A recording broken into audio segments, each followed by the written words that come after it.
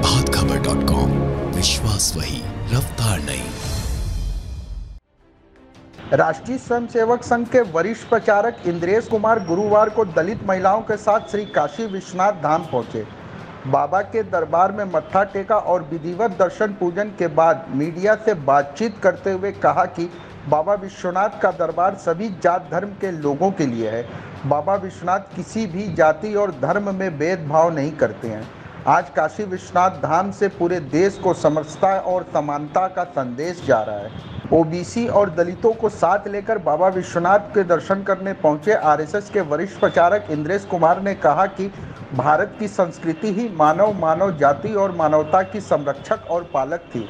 अब गांव-गांव से चलो विश्वनाथ के दरबार का नारा गूंजेगा और दलित जनजाति समाज अयोध्या, काशी और मथुरा दर्शन पूजन को निकलेगा और देश की संस्कृति को दुनिया में प्रसारित करेगा। दलितों के लिए, आदिवासी जनजातियों के लिए, अन्य पिछड़े वर्ग और लोगों के लिए पहले भी ये दरबार खुला था, आज भी है, परंतु उनमें यह जो एक भावना थी कि हम वहाँ जाएंगे तो कैसा व्यवहार होगा, आज काशी के विद्वानों ने, पंडितों ने इस बात को स्थापित कर दिया है। बाबा विश्वनाथ प्राणियों में सद्भावना के प्रतीक थे और इसलिए अब काशी से विषमता मिटाओ, समरसता लाओ, छुआछूत भगाओ, प्रेम और प्यार बढ़ाओ। इसकी पावन गंगा भारत से विश्व में बहेगी। इस प्रकार का एक शुभारंभ इस आंदोलन का हुआ है और यह दिन दुगनी रात चौगनी केवल काशी में नहीं, हिंदुस्तान में और दुनिया में फैलता जाएगा, क्योंकि कोविड के समय में मानव और मानवता को, इंसान और इंसानियत को किसने बचाया?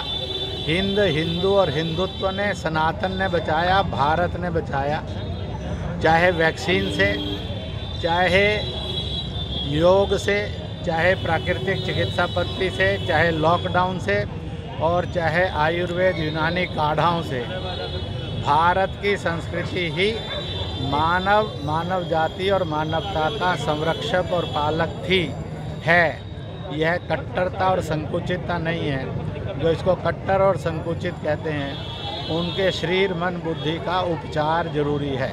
ऐसा है कि मैं देश के सर्व नागरिकों को, किसी भी जाति के हैं, पंथ के हैं, भाषा के हैं, अपील करूंगा कि अपने पूजा स्थल यह छुआछूत मुक्त, समता, समानता, समरसता युक्त हों।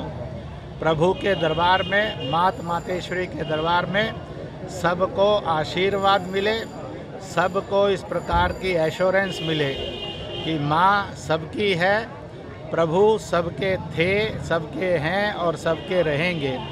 मुझे पूरा विश्वास है अब यह एक बहुत बड़े आंदोलन के रूप में विषमता मिटाओ, समरसता लाओ, मजहबी कट्टरता ख़त्म करो, भाईचारा लाओ, इसमें बदलेगा।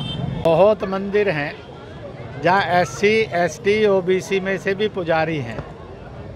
देश के ऐसे संत प्रवाह हैं, अखाड़ों के प्रवाह हैं, जिनमें इन सब के सन्यासी भी हैं। इसलिए यह पक्का है कि भगवान का घर, भगवान का दरबार सबके लिए था, सबके लिए है और सबके लिए रहेगा।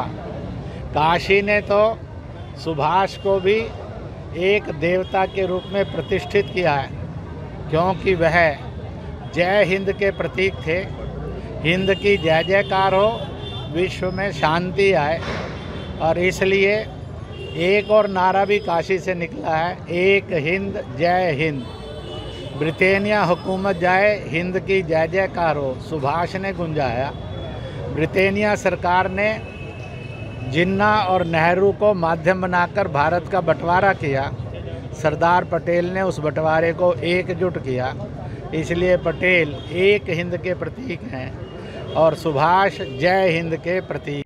प्रभातखबर.com, विश्वास वही, रफ्तार नहीं।